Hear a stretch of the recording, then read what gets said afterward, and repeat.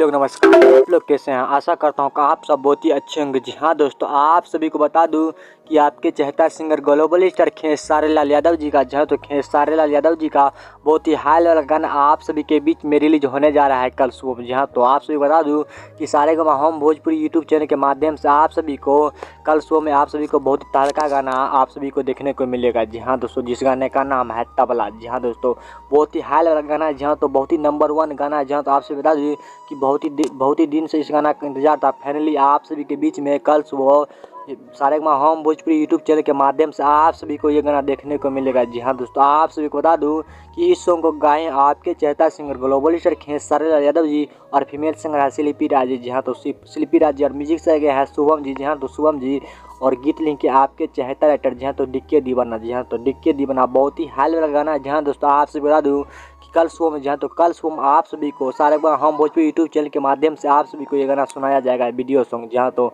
बहुत ही तहलका गाना है। क्योंकि अगर आप हमारे चैनल पर नए हैं तो प्लीज़ चैनल को सब्सक्राइब कर दें, ताकि जब भी मैं न्यू अपडेट लेकर आऊँ तो सबसे पहले आप तक पहुँचता है। तो मिलते हैं अगले वीडियो अपडेट साथ, तब तक के लिए अपना ख्याल रखना।